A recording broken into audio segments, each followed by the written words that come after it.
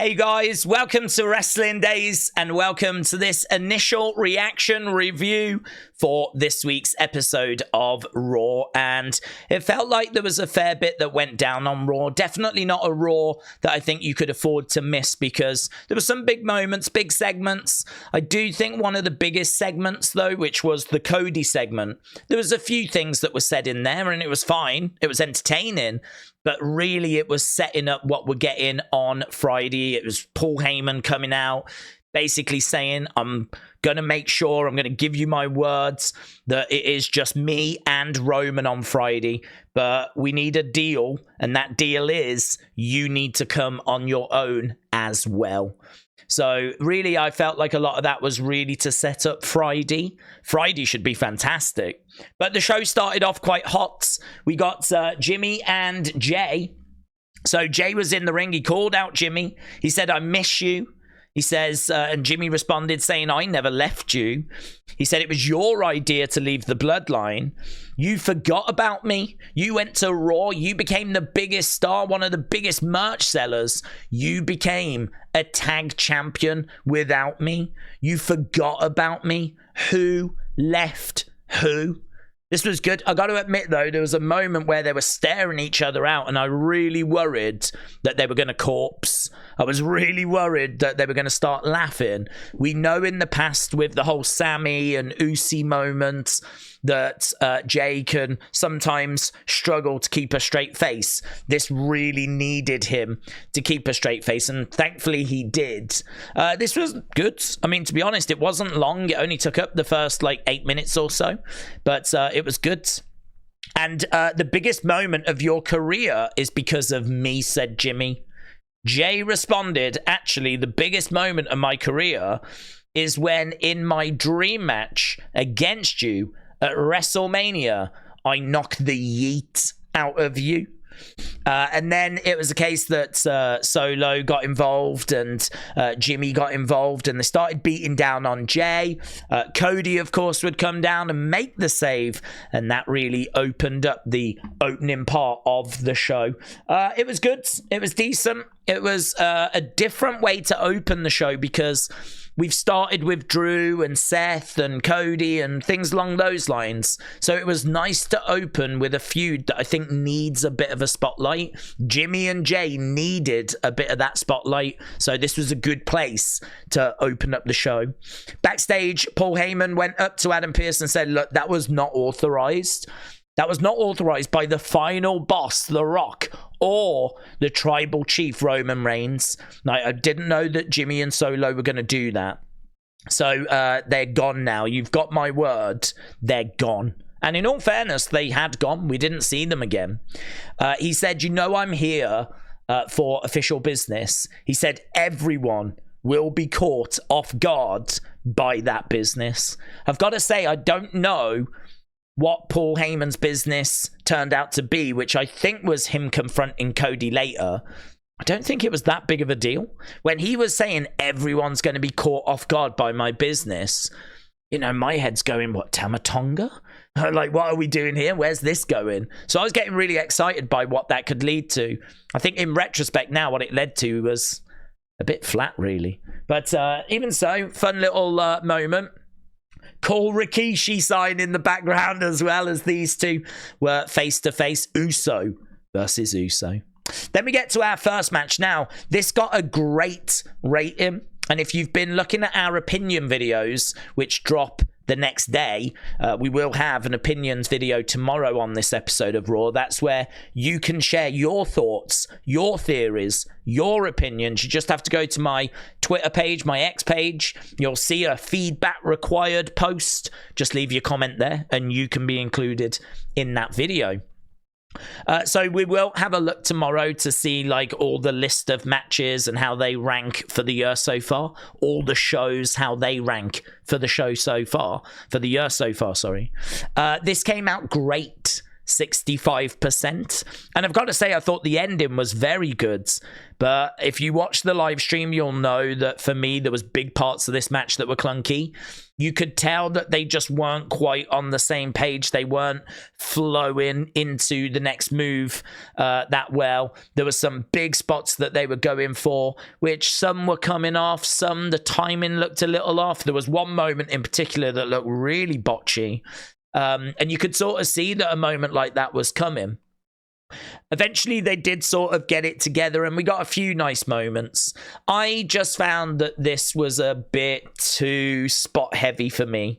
Like, for me, this is not a match that really appeals. I think if it had flowed better and it had felt a bit more natural and actually it didn't kind of feel as clunky, then I think this match would have appealed a bit more. So it came out great, 65%. I don't think I would be that high on it, but it was okay. It was okay. I think it was a bit too clunky for my liking, but that was the opening contest, and it was a win for DIY.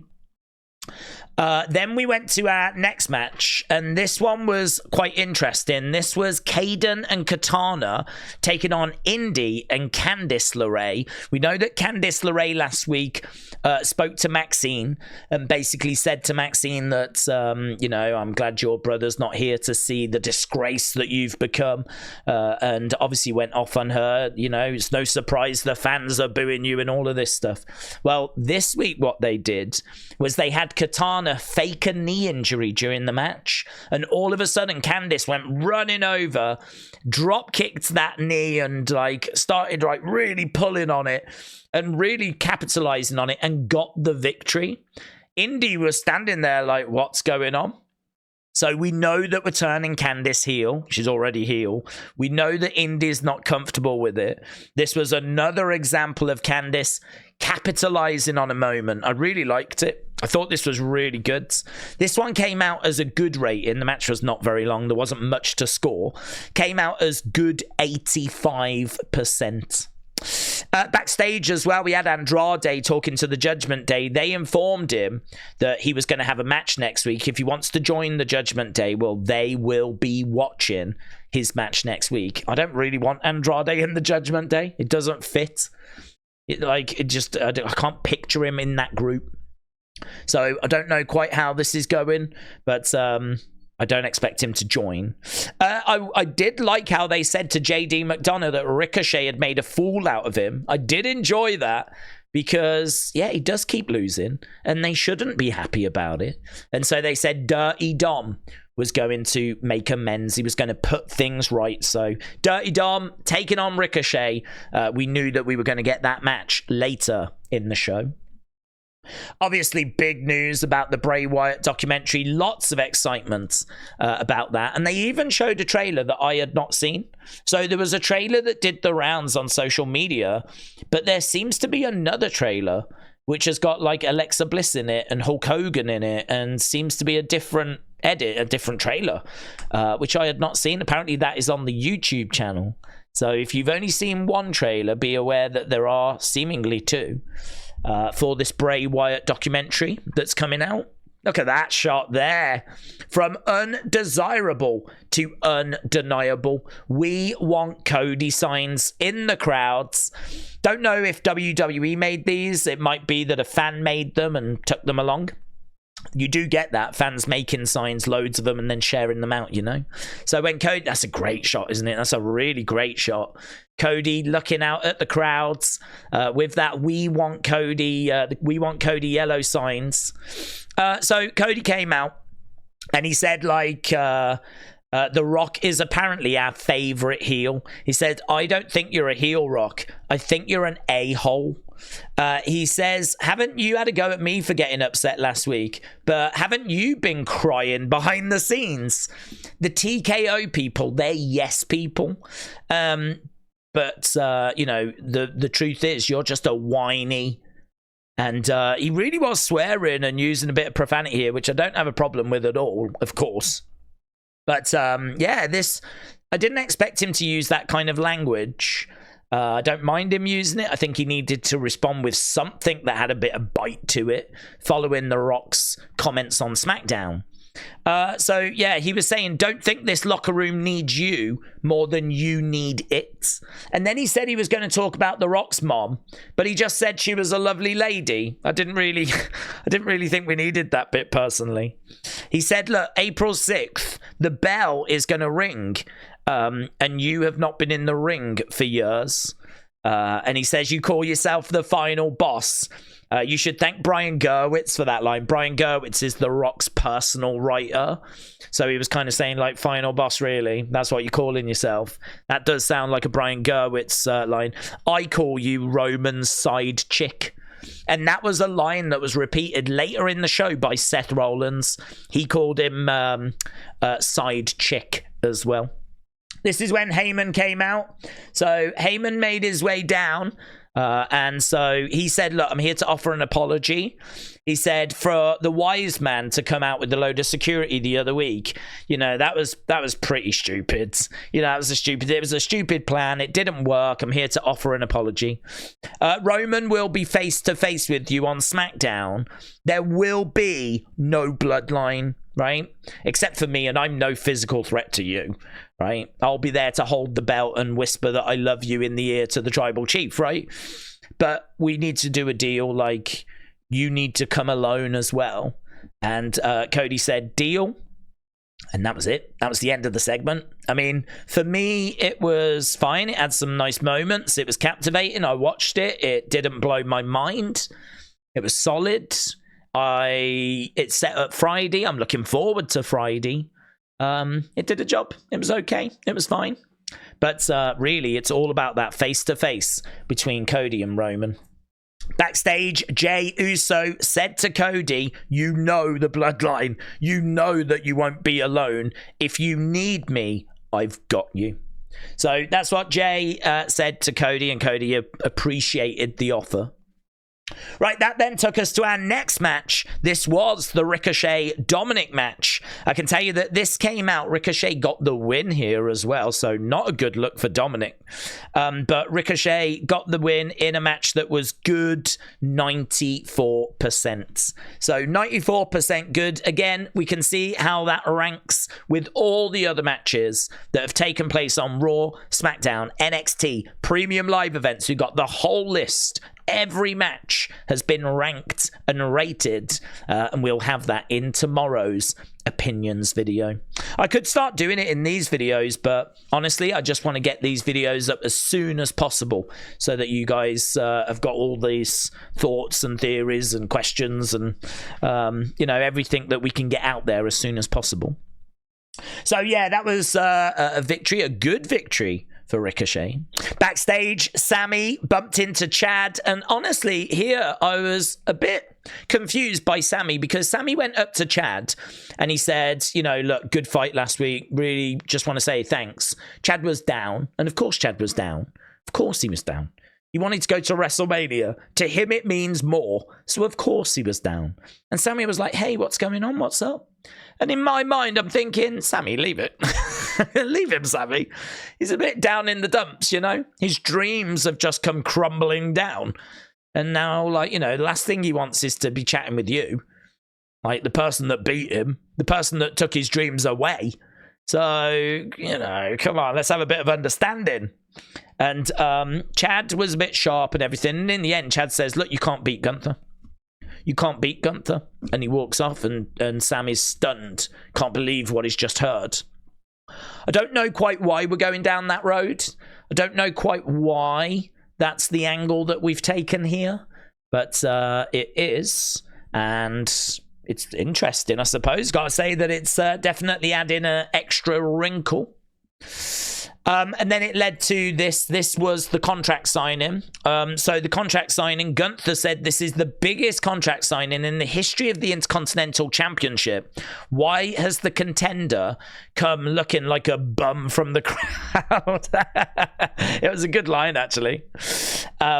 And Sami said, look, I ended the longest reigning tag title reign, and I will make history by ending the longest reigning intercontinental title reign.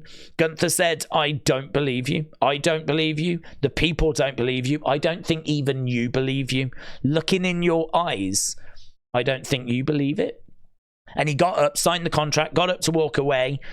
Sami went over and went, "Look in my eyes" again, and stared at him as this segment came to an end. This was amazing, actually, for what happened next. Because what happened next is Sami got out the ring, went through Gorilla, went to the back, walked past the Awesome Truth, walked past DIY, and Awesome Truth were getting ready for their tag match. And we followed him all the way. And then we stopped and we listened in on a conversation that Awesome Truth was having with DIY. Indus walked past, and R-Truth went, "I feel sorry for whoever's got to face them." The joke being, he had to face them. And then, obviously, we follow Awesome Truth as they head to the ring. It is an amazing shot, to be honest. Just all in one take. We see Sami go to the back. We see a backstage conversation. We then follow a team head to the ring, all in one go. Amazing. Brilliant. Really enjoyed it. I'm loving these different things that are being brought into the presentation since Kevin Dunn stepped aside. And it led to Awesome Truth against Indus. This came out as a good match, 92%. There's not really much to say. I mean, this was a bit of a joke match, to be honest. There wasn't really much to it. R-Truth ends up falling on top of Via, getting the 3 counts. There was people in the chat saying, how are Awesome Truth going to get past these 2 monsters? And the answer was they're going to do it in a jokey way. So, look, Awesome Truth absolutely should be going to WrestleMania and absolutely should be battling to win the titles. But I just don't know if this is how this match should have gone down, to be honest. I mean, it was just a bit jokey. But then you're going to get that with R-Truth matches. I suppose in a way I feel a bit sorry for Indus because they're 2 big mountains and they've never really been invested in. We've never really got going with them. Hopefully we can find something for them to do after WrestleMania. Here, look, you can see Cody reacting to that post from undesirable to undeniable. Cody with a heart emoji. Backstage there was Cody. I think that might be when he bumps into Jay. Oh yeah, look at this. So get ready for the return of CM Punk next week, live on Raw. What will the best in the world have to say as we head towards WrestleMania? So don't expect CM Punk to be having a match or anything like this, but do expect him to be on the show next week and announce that he will play some part at WrestleMania. Don't know if he'll be the host. Don't know if he'll be a guest ref, but I expect him to play some part. Then we got this segment. This was the segment with Seth and Drew. So Drew was making his way to the ring. Seth interrupted. Seth said, "You said one thing that's correct about me. I am a spotlight junkie. Going through that curtain is my fix. The crowd singing my song, that is my fix." And Drew said, "Look, you just think all of this is a joke, don't you?" He said, "At WrestleMania, I won't get the moment I deserve. I'll get the moment I've earned." This, to me, was a bit of a nothing segment. I didn't think there was really a great deal that was said here. They were just kind of going back and forth a little bit. I don't really think the story progressed any. I don't think there was any kind of big memorable lines or really anything along those lines. I don't know. There wasn't really much in this segment for me. It was okay. It was fine. It would have been fine if we didn't get it as well. I don't know. I feel like this feud could really do with something, It could really do with something additional. Hard to know what that is, but maybe if it was like Drew burning a picture of Becky just to get into Seth's head, just to make sure that this isn't secondary to that tag match. And I suppose if this segment achieved anything, it's that. At least we could put the spotlight on the World Heavyweight Championship for a moment, It's also worth mentioning, backstage, Sami was approached Chad and said, "What did you mean I can't beat Gunther?" And Chad said, "Look, Gunther's a different animal. You're the underdog. You're the guy that overcomes the odds. You've got to change that mentality because you're the guy that goes into the match as the underdog, finds an opportunity and capitalizes on it. And he was like, when you go up against Gunther, there will be no opportunity. He will not give you an opportunity. If you're going to win that match, you've got to change your mentality. Interesting line. What is that going to result in? Are we going to see a different version of Sami? We'll have to find out. Wait and find out. Then we got to our next match. This was New Day against Alpha Academy. Really not much to this. Not much to this at all. It got 96% good. So another good match. And New Day managed to get the victory. So they managed to get past Otis and Akira Tozawa. And a win for the New Day. So there we go. That was Drew's new shirt. The savior of WrestleMania. Injure CM Punk, win the chamber, win the world championship, become immortal. I made the comment, he hasn't achieved these last two on the live stream. I feel like the shirt should come with some chalk and then you could tick it off yourself. And then we get to the final. Boss will electrify Brooklyn on Monday Night Raw. Sit back, shut your mouths, and enjoy the ride The Rock is taking your candy asses on. One night only, Brooklyn Raw. So there we go. It looks like The Rock is coming to Raw. Do we know the date of that one?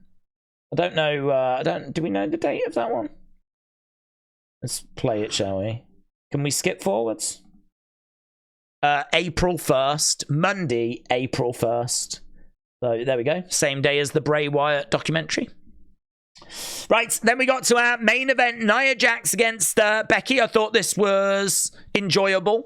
You know, again, maybe a bit clunky in places. It got a great 59% rating. It was won when Becky delivered a leg drop off the ladder through Nia, putting her through the commentary table. This was after a manhandle slam through a table to the outside. So Becky picks up the win, and then Rhea confronts Becky afterwards. So Becky getting past Nia, finally getting a win over Nia, and Rhea comes down and confronts Becky. Just before the match, Liv had confronted Becky and had said, basically, you know, go and beat Nia. Basically had said, you know, go and get her. I did wonder if Liv might come running down here and attack Rhea, or if Rhea might start attacking Becky and maybe Liv makes the save. We didn't get any of that. It was just Rhea and Becky face to face. Scoring this show, I think, is a bit difficult. It was a show that was never boring. It was a show that had some moments. It was a show where I felt certain storylines progressed, and certainly things happened that I think people need to be aware of. But for me, definitely a show that lacked OMG moments. Definitely a show that didn't have really anything. There's no reaction video that I feel I need to make. I don't know that there's any sort of emergency video that we need to look to do, you know? There's nothing that I think if you miss this show, you're going to wake up tomorrow and be like, I can't believe I missed that. But there are things that you need to know about. So for me, I'm thinking this is like a 7, maybe 7.25. I'm sort of around that range. I think it was solid. I think it was maybe a better offering than we've had in recent weeks. But I don't know. I feel like some of those Cody and Seth segments were better than anything we got on this show this week. I think the Cody segment was fine, but nowhere near as monumental as, say, the Rock concert, you know? But yeah, let me know your thoughts down in the comments below. What did you think of this week's episode? And don't forget, if you want more reaction, we will have an opinions video on the channel tomorrow where you can leave your thoughts, your theories, your opinions. That will be on the channel tomorrow. So thanks a lot for watching. Appreciate the support as always, and I'll see you again next time. Bye for now.